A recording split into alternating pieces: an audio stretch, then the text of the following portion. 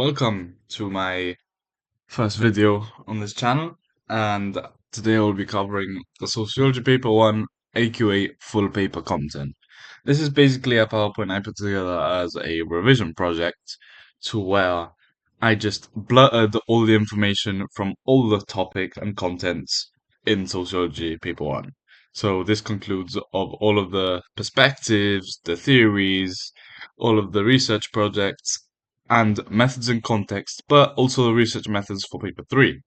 So that also helps. Okay, we're just gonna get into it because it's over like 140 slides, and I'm just gonna read it all out. And whatever you remember, and just note it down. And if you need to, just comment, and I'll help for more stuff. So, the functionalist perspective. Core functionalist idea.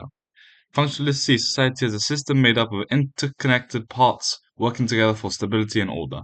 Education performs important functions that benefit both individuals and society. Schools help maintain social order and prepare for people for adult roles. So it's simple. Functionalist perspective are the ones that criticize the Marxist perspective. It's easy. That's what you do in every 30 mark. Emil Durkheim, the main sociologist, he speaks on social solidarity. Education transmits society's shared norms, values, and beliefs from one generation to the next. Creates social solidarity, meaning individuals feel connected and committed to society. Schools act as societies in miniature, where children learn cooperation, discipline, and respect for authority. Education prepares children for the rules and expectations of adult life. Modern industrial societies require individuals to cooperate with people outside the family, making education essential. Key terms: social solidarity and collective conscience. These two are the ones that you're going to need to learn and remember for your 30 markers. Like, if you need to put content in, this is the one. Talcott Parsons, so just you can refer to him as Parsons. I don't have the years in because of I really don't think they're necessary in your 30 markers, but I mean if you do want to remember them, you can because of it might get you more marks, but I'm really aiming for a C or a B, not an A star, to be honest. Parsons viewed education as the link sorry. Parsons viewed education as the link between the family and wider society, private sphere and public sphere. So the bridge, that's what he says. He calls it a bridge. He calls it the bridge between wider society and the family. In the family, children are judged by particularistic standards. Rules are flexible. Children are treated as unique individuals. So these are the standards that are made at home. So, for example, the times you eat your meals, the things that you can do at home, which are only judged by your parents, your brothers, your sisters, etc. In school, children experience universalistic standards, so the same rules apply to everyone, judged by achievement rather than personal relationships. So basically, in school, like it's just a one set of rules that everyone complies to. Basically, yeah. The status transition. Family gives children ascribed status, status fixed at birth, class, ethnicity, gender. So this is the status that you're born with. You can't really change it. So if you're born as a working class child, you are working class, and that's it. Then school promotes achieved status, success earned through effort, talent, and qualifications. So this is where you can change your status from ascribed to achieved. So you can be a working class child, but then work so hard in school you become middle class, etc. Importance prepares children for meritocratic society and encourages equal opportunities. Davidson more rule allocation. So these are the two sociologists that talk about how society requires people to fill different job roles. So some jobs are more difficult, skilled, and functionally important.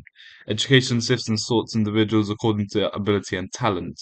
The most capable individuals gain the highest qualification and enter high status careers. High rewards motivate people to train for important jobs. So it's basically role allocation. So some students are not built for straight educational jobs, like for being like a scientist, etc. Like an accountant. Maybe they're built for manual labor. So this is where education systems sorts individuals according to ability and talent. And then also, this is where meritocracy comes in. So sociology is believed to be meritocratic, success based on hard work and ability. And then Davidson Moore believed that everyone has an equal opportunity. So the evaluation of functionalism, which is very short here, you can expand it, you can search it up, explains how education creates social order and stability, recognizes the importance of shared values, and highlights the education's economic role. Then the criticisms. Obviously, Marxists argue education mainly benefits ruling class interests. Then the feminists argue schools reinforce patriarchy and male dominance, and achievement is strongly affected by social class, gender, and ethnicity, therefore saying that it's actually not giving an opportunity to everyone because of it's based off these three topics, which isn't just achievement. Meritocracy may be a myth because of opportunities are unequal, which is where Marxists get involved. So, a Marxist perspective. Core Marxist idea, Marxists believe that education serves capitalism and benefits during the ruling class. Bourgeoisie. Schools reproduce class inequality and prepare working class students for exploitation. The superstructure. Society's intuitions, education, media, and religion institutions, form the superstructure. The superstructure reflects the interests of the economic system. Since capitalists control the economy, they influence education to maintain the power. Bowles and Gintis, the correspondence principle. Schools mirror the structure of the workplace. Relationships in school correspond to workplace relationships. So teachers equal managers, students equal workers. Students learn obedience to authority, acceptance of hierarchy, punctuality and discipline, working for external rewards, grades, wages. Results produces a passive obedience workforce suited to capitalism. So this is one thing, like if a question comes up and it says, what are two ideas that functionalists and Marxists have in common, this is something you can say. So Bowles and Gintis and role allocation, so correspondence principle and role allocation both have the same idea of preparing students for the workplace, just in different ways. So they criticize it, and the functionalists actually give it its positives. The hidden curriculum. Informal lessons taught through school organization rather than official subjects. So, examples wearing uniform, conformity, timetables, discipline, teacher authority, acceptance of hierarchy, rewards and punishment, obedience. This prepares students for capitalist workplaces. So, yeah, again, preparing students for the workforce. The myth of meritocracy. Marxists reject the idea that society is meritocratic. Success depends heavily on social class background. Meritocracy is an ideological myth that makes inequality appear fair, prevents working class rebellion, and justifies privilege. I'm going to be honest, I know there's sociology that talks on this, but I've not written them down and I do not remember, which is that something I need to start remembering now because of the test is not very far away. So the evaluation of Marxism strengths highlights links between education and inequality, explains class reproduction, and it shows how the hidden curriculum shapes behavior. The weakness is overly deterministic. In, it ignores students' resistance, which is what neo-Marxists talk about. Modern workplaces require creativity and teamwork, and schools can encourage independent thinking. Marxists also do not focus on ethnicity and gender. They're too focused on um, the working class and the higher class, etc. So that's also another weakness. And Henry Giroux's resistance theory. So schools have relative autonomy, meaning that they're not completely controlled by capitalism. Students may challenge authority and dominant ideology. Education can sometimes promote critical thinking and resistance. Paul Willis learning to labor. This is the main neo-Marxist research, and Paul Willis is probably the main neo-Marxist you would want to talk about in a question about any views on education from theories. So his study is an ethnographic study of 12 working class boys labeled as Willis's lads, the lads, in a Midlands school. They used participant observation interviews. The findings: the lads formed a counter-school subculture, anti-school attitudes, mocked hardworking students, EOs, sorry for yawning, rejected authority and valued masculinity and manual labor, engaged in disruptive behavior, having a laugh. The paradox: by resisting school, the lads unintentionally prepared themselves for low-paid factory jobs and working-class adult lifestyles. Their rebellion actually reproduced class inequality. Evaluation of the neo-Marxist perspective. The strengths: it recognizes student agency and resistance, more realistic than the traditional Marxism, and explains why not all students conform. Weakness is that it's a small-scale study, male-focused and outdated, and some argue modern youth cultures are more complex. Well, this is more weaknesses on Willis's lads, but yeah, you can search up the neo-Marxist weaknesses, but the strengths are for neo-Marxists.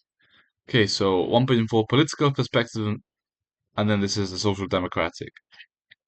Core beliefs: education should reduce inequality, state intervention needs to create equal opportunities, and talent should determine success, not class background. So they are more of the like the going on the functionalist side of education, but not completely because of yeah. The policies: comprehensive schools, equal access to quality education, free education funded by the state. The goals to promote meritocracy, prevent waste of talent, and improve social mobility. Evaluation can reduce barriers for disadvantaged students, and critiques argue that state systems can become inefficient.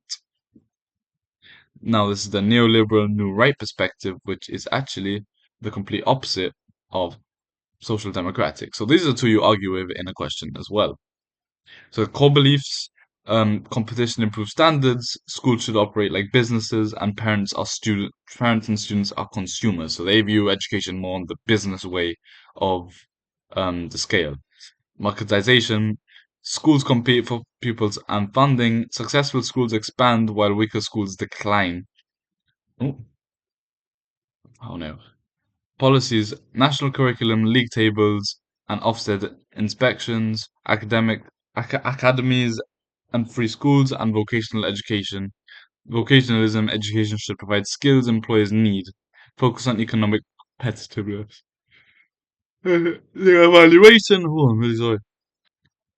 Strengths: encourages accountability, raises pressure to improve standards, and then the weaknesses: middle class families benefit from more school choice, and can increase inequality between schools and students through the league tables, etc., and checking Ofsted inspections and all of that stuff. Social class and cultural deprivation. Core idea: cultural deprivation theorists argue many working class children underachieve because they are not socialized with the attitudes, language, and values needed for educational success. Middle class culture is seen as the culture valued by schools and the education system. So I'm just going to stop here quickly and mention that in the description of this video, I will be putting all of the names and the sociologists in the description with the like for example, as it says class of cultures and Lockwood Sugarman, I have not put for cultural deprivation, even though there's definitely a sociologist that speaks on that. So working class families are said to encourage so immediate gratification, seeking pleasure and rewards now rather than in the future, present time orientation, focusing on current survival and enjoyment, fatalism, belief that success depends on luck or fate rather than any efforts. Middle class subculture. Middle class families are said to encourage deferred gratification, sacrificing now for future success, future time orientation, planning ahead, and valuing long term achievement, greater ambition, and educational motivation. Impacts on education. Middle class students made that what is it to school expectations. Working class students may see education as less important or less achievable. So, yeah, that's I can't really add more to that. Parental interest. This is by Douglas. Don't have to remember JWB, obviously. Just remember that parental interest is by Douglas. The study findings: middle class parents are more involved in their children's education. They attended parents in evenings more often, encouraged reading and homework, and provided educational stimulation in early childhood. The impact is the children were greater with parental support, generally performed better academically. Working class underachievement linked to lower levels of parental involvement. Criticism blames working class families for inequality and ignores material disadvantages and poverty. So there's more to add to this. Ugh, sorry, I'm really tired. But it doesn't really talk about the middle class perspective of it. So working class parents can't really attend the parents in evenings because of they work more, and then they can't really help with homework and stuff like that because of they're not actually like as educationally smart.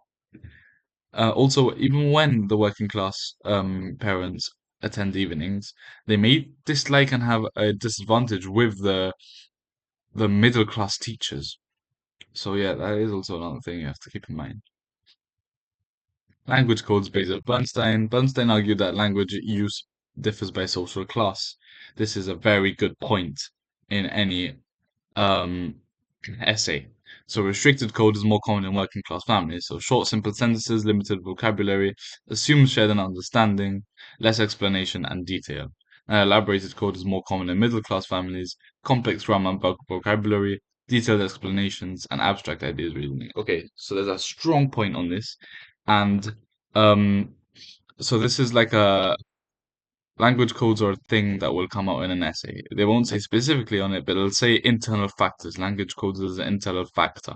So the reason why middle class children get on better with teachers is because if they both speak in the elaborated code, where um working class families speak in the restricted code most of the time. So then they struggle with work in school as well because work in school is presented in the elaborated code, not the restricted code, which they could struggle to understand and gives them a disadvantage in their education. Impact on education, schools, teachers, and exams mainly, I already just said this, mainly use elaborated code.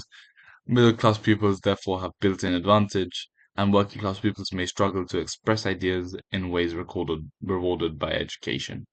Evaluation, some sociologists argue Bernstein exaggerates class differences, and working class speech is different, not inferior.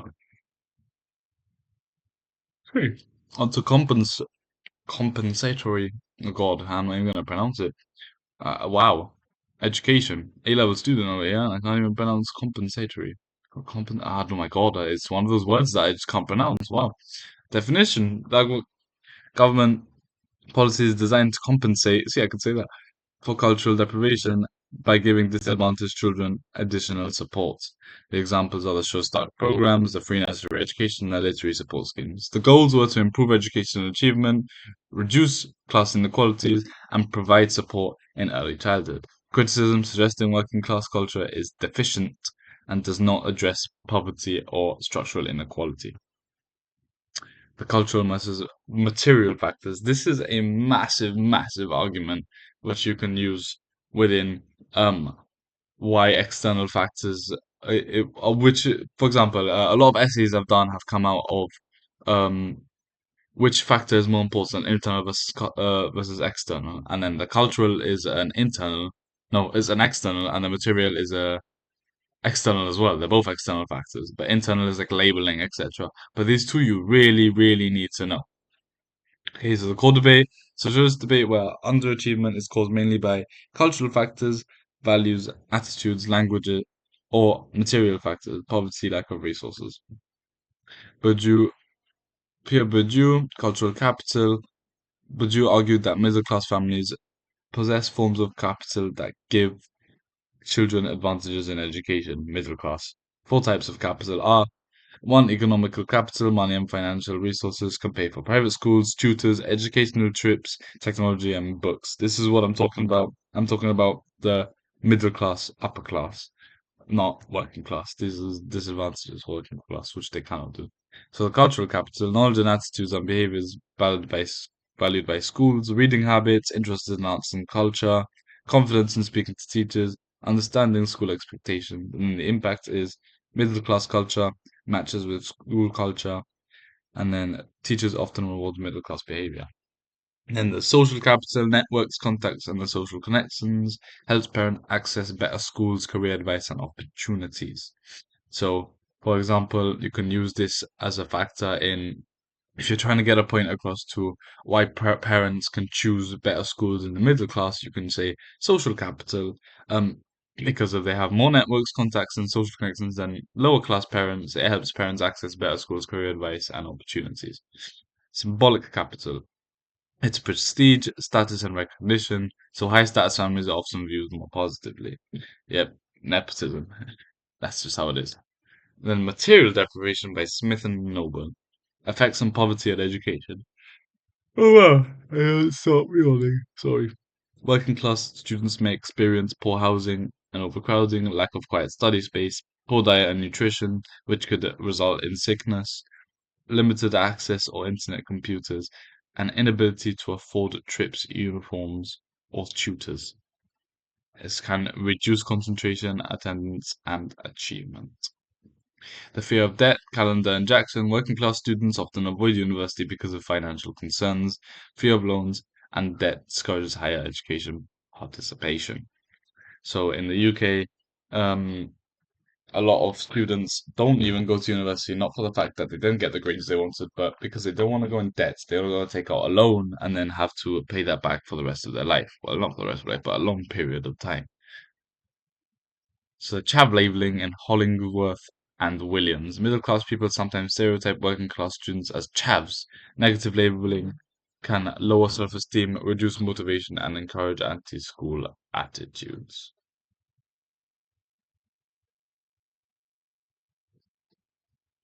Evaluation of the cultural versus material factors, cultural explanations, strengths, explains different attitudes and aspirations, shows importance of socialization, can blame working class families, ignores wider inequality, and then the strengths of material explanations highlights impact of poverty and unequal resources and supported by evidence linking poverty and achievement.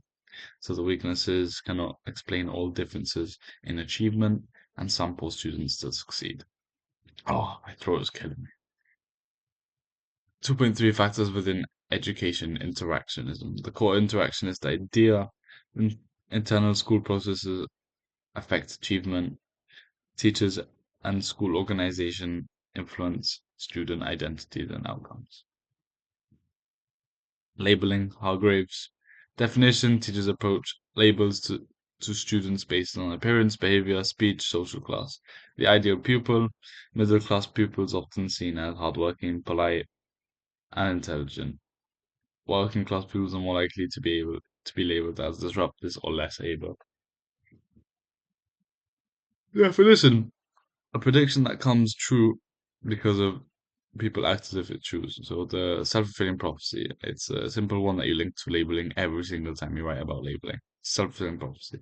In education, teachers treat pupils according to labels, students internalize labels and behave accordingly. Example, a pupil labeled bright receives more encouragement and succeeds. A pupil labeled lazy may lose confidence and underachieve. Streaming and setting. Streaming pupils groups by people overall by their overall ability, and setting pupils groups by ability individual subjects. So this topic is one of the topics where you can literally sit down and write a whole paragraph on why it produces labeling or why it produces underachievement because of if a student goes into a lower set they already automatically have a lower mindset about that subject or in general and start thinking negatively upon themselves, which then can lead to the self-fulfilling prophecy and then could lead to low educational achievement. It's as simple as that. You link one to the other because of it's so easy to just look at streaming and setting and say, well, because they're in a lower set or stream, they're going to negatively think about themselves because of they're in a lower set or stream and think they're stupid, and then not actually perform well and try hard to get out of the streamless sets. But this always doesn't occur in students, so you can always use it as an argument saying, well, students sometimes may ignore that they're in low sets and still work hard and go to higher sets. The effects, working class people is more likely to be placed in lower groups, lower teacher expectations, less challenging work, reduced confidence, and anti-school attitudes may develop. Anti-school subcultures, students rejected by schools may form groups opposing school values, academic success seen as uncool.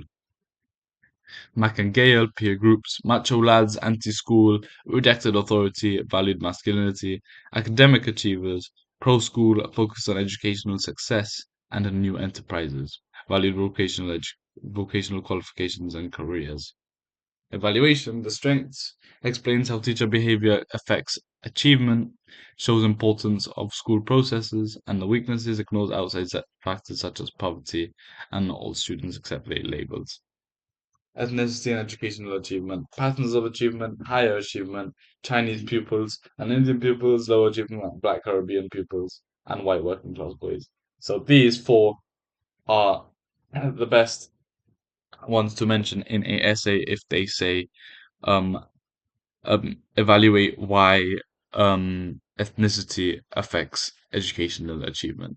And you can say, while black Caribbean pupils and white working class boys are labeled, put into lower stream sets, form anti-school subcultures. However, the Chinese and Indian pupils actually, with these labels, still success in school, still succeed, pass all their exams, and have a higher pass rate than actual white people in the UK themselves, which is an actual sociological fact. I'm pretty sure I just didn't put it in here. So cultural explanations, Mudud. Madud. Finding the findings many ethnic minority place strong many ethnic minority families place strong value on education. Parents often encourage hard work, discipline, high aspirations. Impact can promote educational success even in working class families, which is these are the Indian and Chinese families. Not to like do something like that, but that's the content you need to remember for the Indian and Chinese. And then institutional racism embedded in school systems, policies, and practices, which can also affect the self-fulfilling prophecy and labeling within black students and etc. Right? Teachers often held low expectations of black boys, which is institutional racism, and Asian girls experience stereotyping and hostility. Again, institutional racism.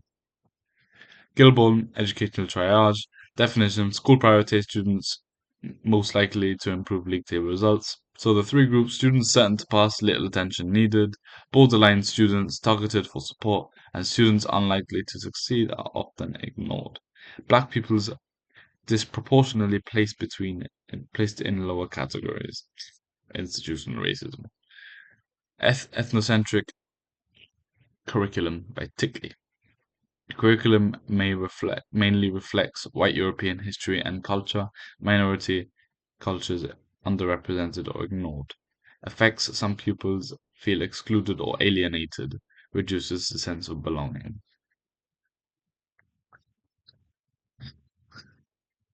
Evaluation highlights the role of racism and discrimination, explains ethnic differences in achievement, and then the weaknesses are not all minority groups underachieve. Some explanations overlook class inequality. So 2.5 girls in achievement. I was just gonna speak on because of achievement, the disadvantages and advantages that girls have in achievement. Overall pattern: girls outperform boys at nearly every stage of education. Girls achieve higher GCSE and A-level results on average. No surprise. The sous-sharp changing aspirations: girls prioritized marriage, family, and relationships in the 1970s, and then 1990s and beyond, girls increasingly prioritized careers, financial independence, and education. The reason: feminism and changing opportunities for women. So in the 1970s, girls were said to be like stay at home and do like the housework and stuff like that. But now in the 1990s, feminism and feminists have pushed women to be able to get careers independently and have financial independence and go get an education. And now they've ended up better than men in that field. So, fair enough. Labor market changes. Decline in traditional male manufacturing jobs, and then growth in service sector and professional jobs, more career opportunities for work for women, greater motivation for girls to gain qualifications. So this basically says that because of some boys are really stupid, um, the more jobs that are taken up are labor um like type jobs. So there's more opportunities for girls in like the higher sectors and the higher paid sectors. So it motivates them to get more jobs, basically, to get better jobs. Feminism and education. Feminist movements challenged gender discrimination. Schools became less openly sexist. Changes equal opportunities policies, more female role models, and non-sexist curriculum materials. So subject choice: boys are more likely to choose physics, math, engineering. Girls are more likely to choose English, psychology, sociology. And reasons: gender socialization, subject stereotypes, and peer pressure. Evaluation: strengths: explain improvement in female achievement, highlights importance of social change. Weaknesses: gender inequality still exists and subject segregation remains strong. Boys and underachievement. The boys and underachievement debate. Concerns over low male achievement compared to girls, especially significant among working class boys. Crisis of masculinity. The decline of traditional manual labor jobs weaken traditional male identities. Some boys feel education no longer leads to secure employment. and the impact is reduced motivation in schools and anti-education attitude, anti-subculture. And that is culture. Jackson, academic success viewed as uncool or feminine, which is quite stupid in my opinion. Behavior, messing around in class, rejecting hard work, and seeking approval from peers. The underachievement among boys is that impact of that. So teacher expectations, Mitsos and Brown. Teachers may stereotype boys as disruptive, lazy, immature, and the effect is negative labels contribute to self-fulfilling prophecy. Feminization of schooling. Some schools argue favor feminine. Well, some argue schools favor feminine qualities. I'm so sorry. Neatness, organization, quiet behavior. Criticism may disadvantage boys who prefer an active learning style. Evaluation, strengths, explain gender, explains gender gap in achievement, highlights role of masculinity and peer pressure.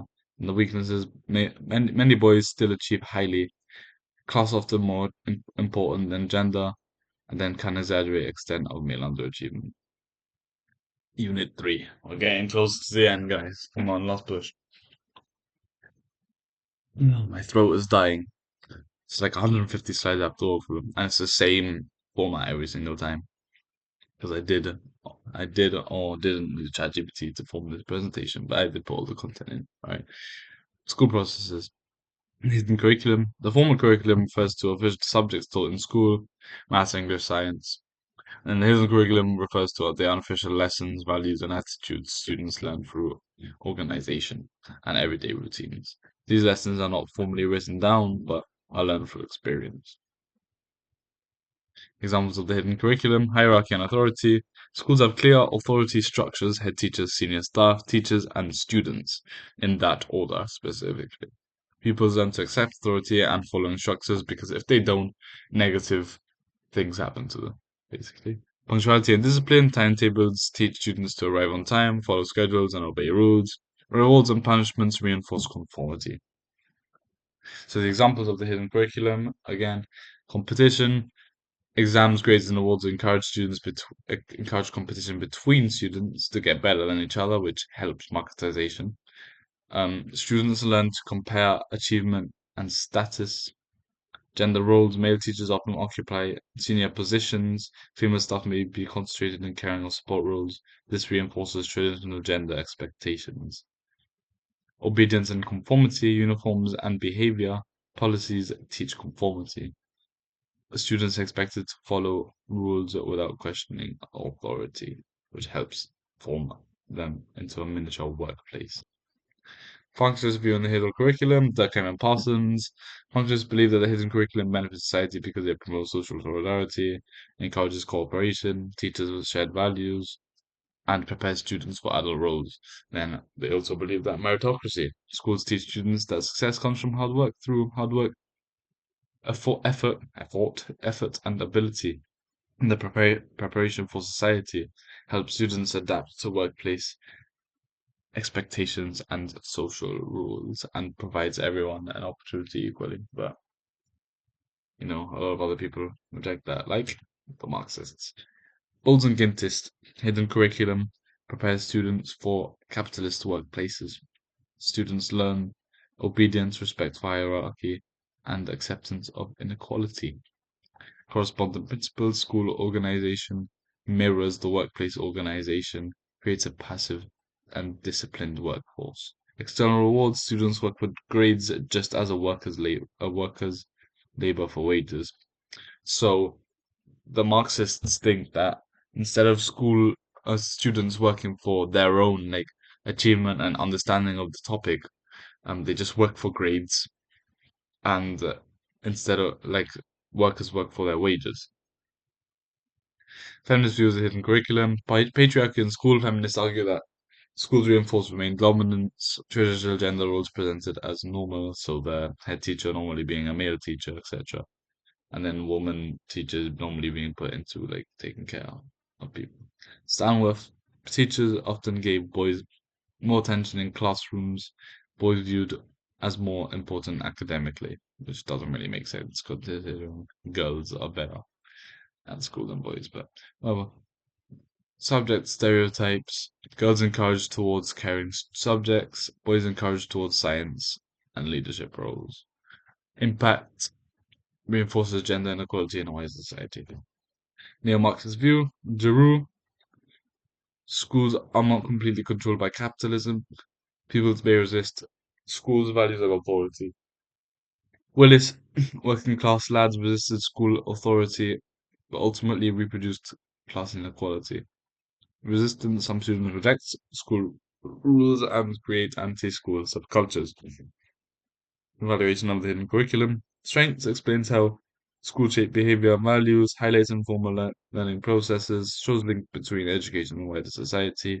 Weakness, difficult to measure the hidden curriculum directly. Schools do not always accept school values, and schools may promote positive values such as equality and cooperation. 3.2 People subcultures.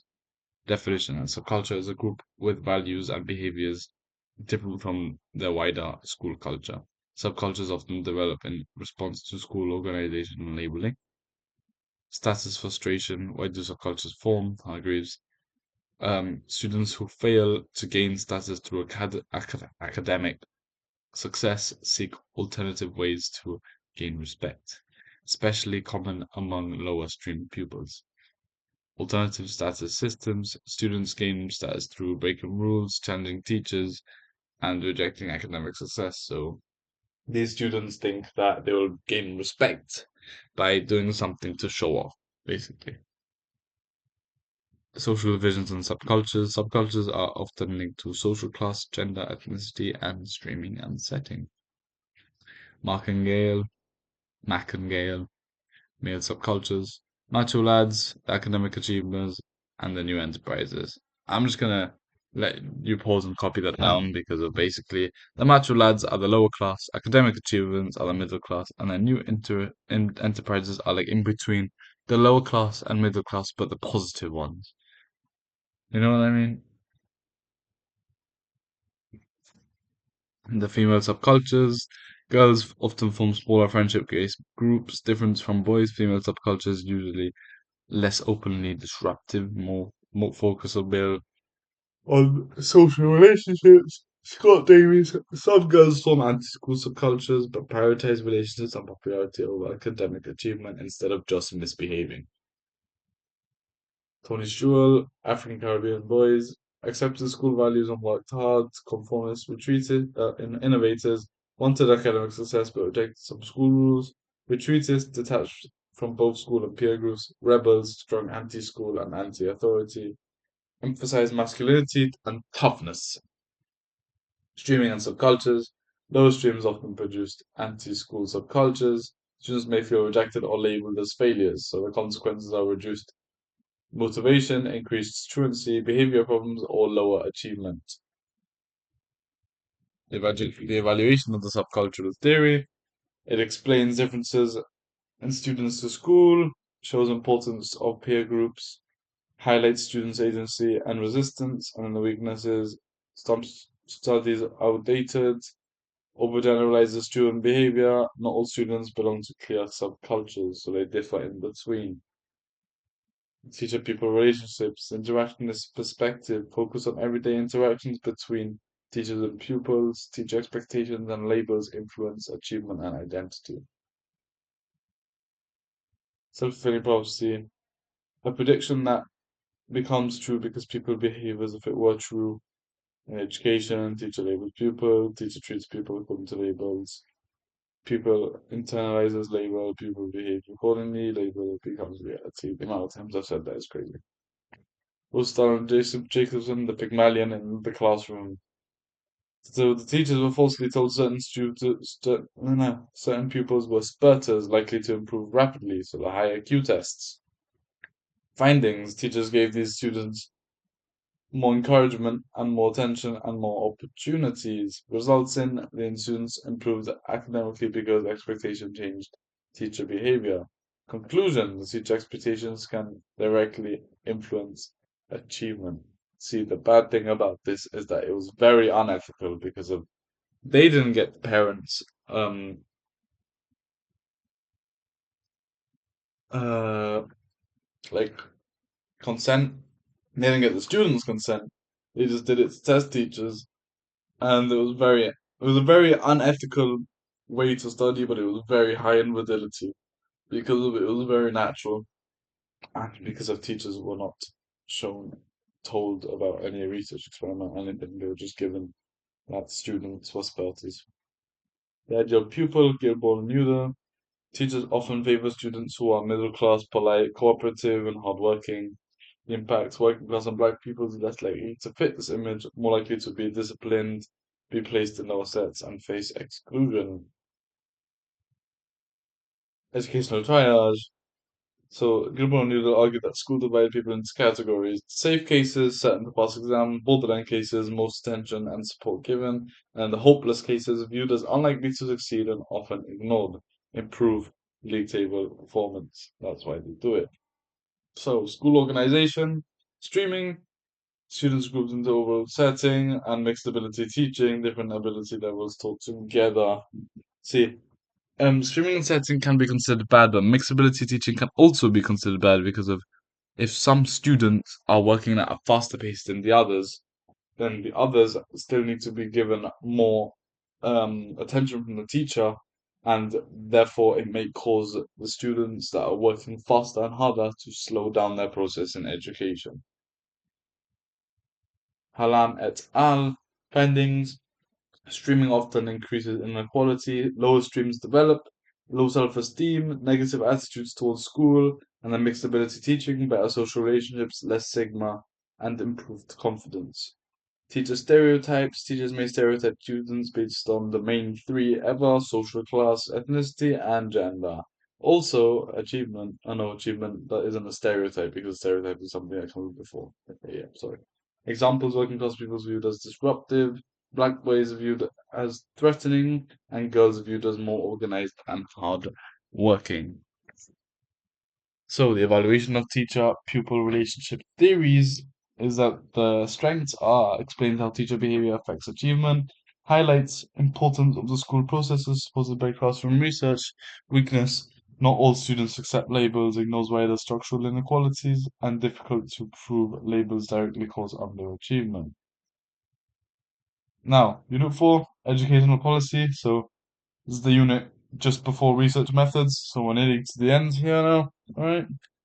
So, educational policy before 1979, the early state education. The 1870 Education Act was the first major step towards education in Britain. It established elementary schools for children aged 5 to 11 and aimed to provide basic literacy and numeracy for industrial society.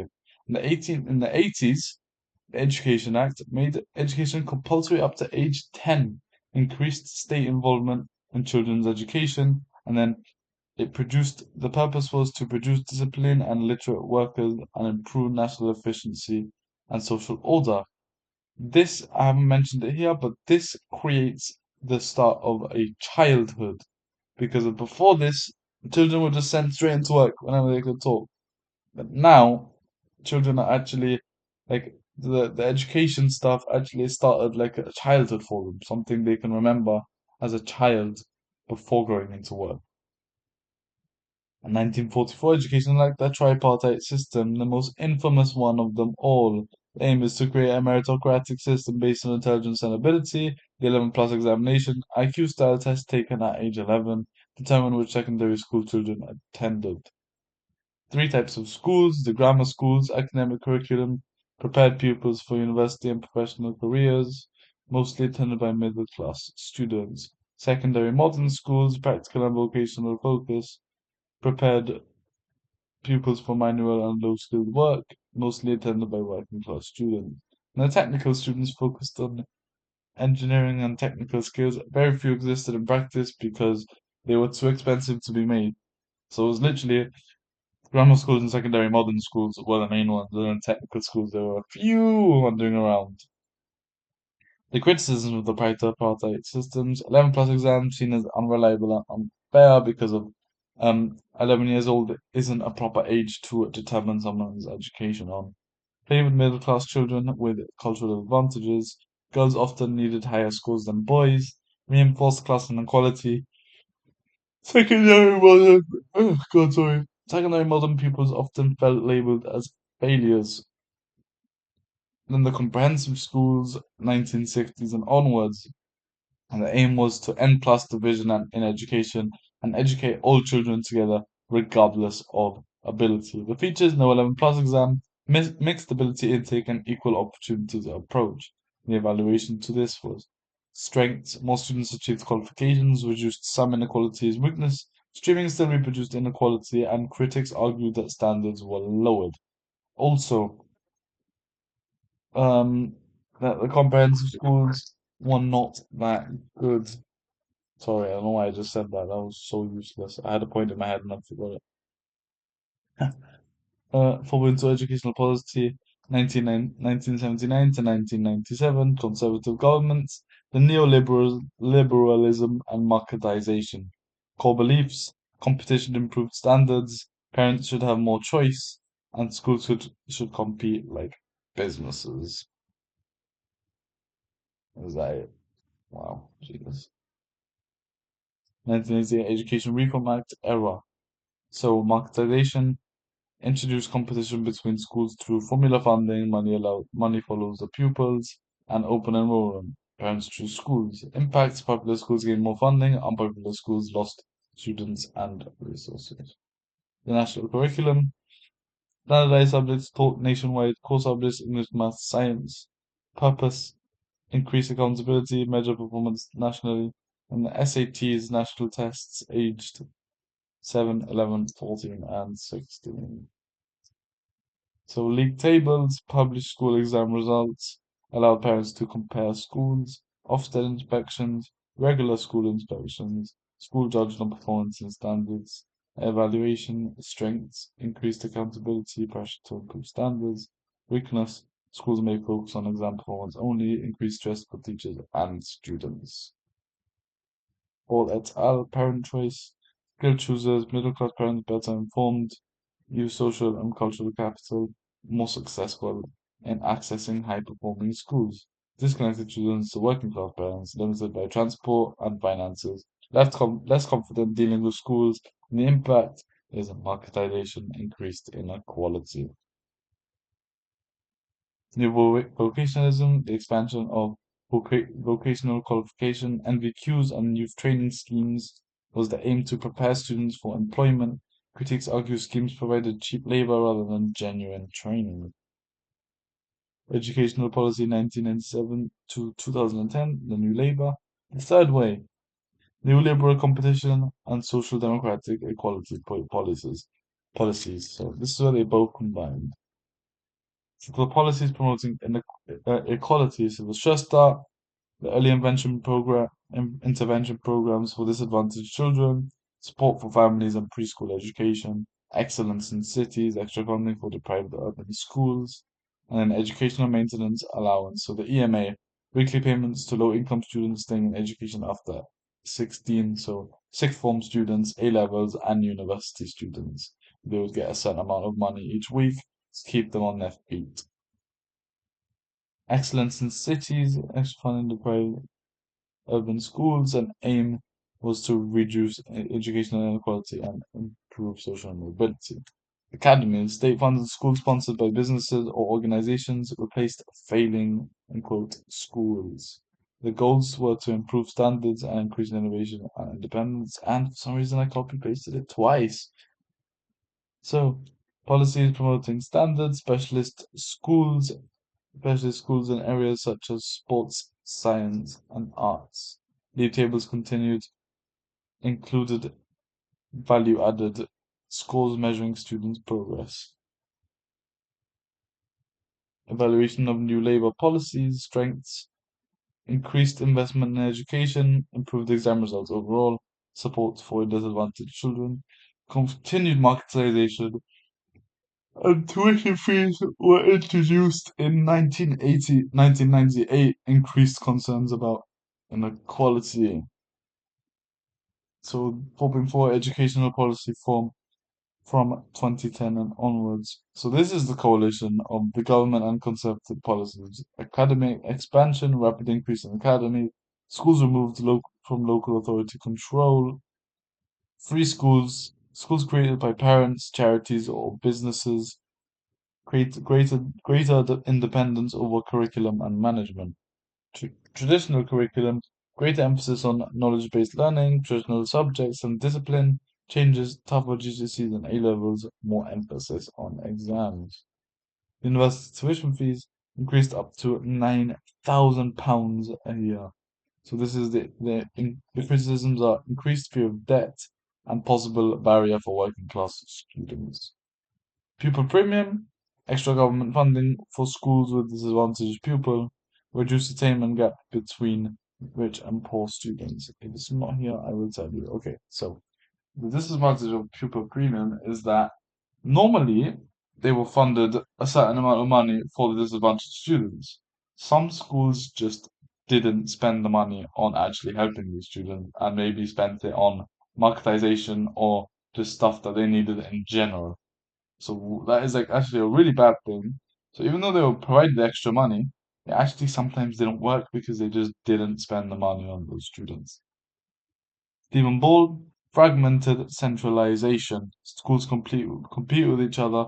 Government still controls key rules and policies. Evaluation, strengths, greater school independence, and increased parental choice. Weaknesses, continued inequality, and education is increasingly privatized. 4.5 Globalization and Education. Definition of globalization: increased global interconnectedness between countries economically, politically, and culturally. Economic impact on education. Schools expected to produce workers for a global economy. Increased focus on STEM subjects, technology, and skills and training.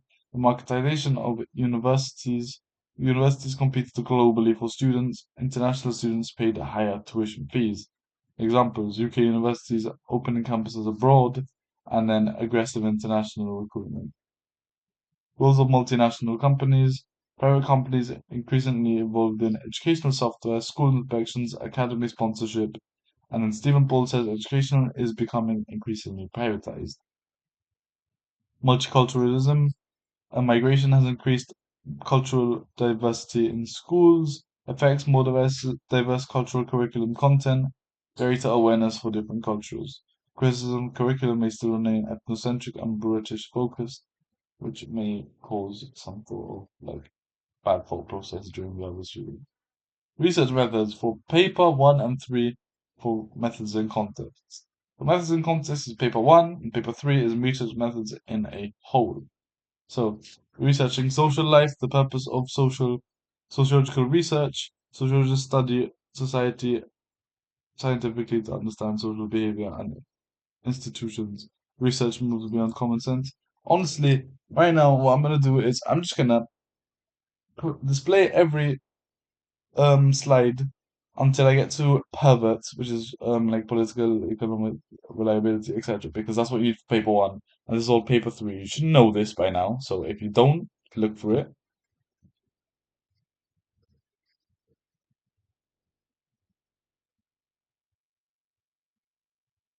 Okay, one thing.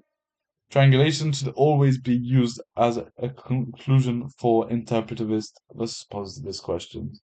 So just keep that in mind.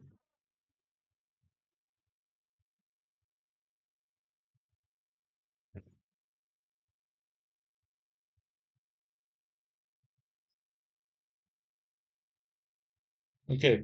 Methods and context. Further, practical, consider time and cost, access to schools, literacy levels of pupils, and the role of gatekeepers, head teachers. Ethical, consider informed consent, vulnerable children, confidentiality, and potential harm. And reliability, consider can research be repeated? Standardized methods increase reliability. Validity, consider does research affect genuine behavior? Hawthorne effects may reduce validity. Examples: Rosenthal and Jacobson, Willis, Gilbert and Newdell used in sociological studies. Representativeness, consider the samples reflect wider student population. Small studies may lack representativeness.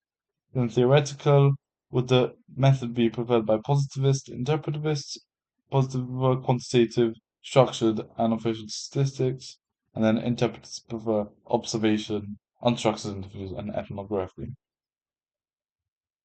And Thank you for watching, guys,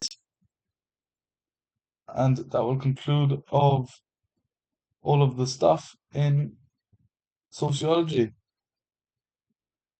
If you have any questions, please leave it in the content. And that was all of the paper content, very summarized into one PowerPoint of AQA for paper content.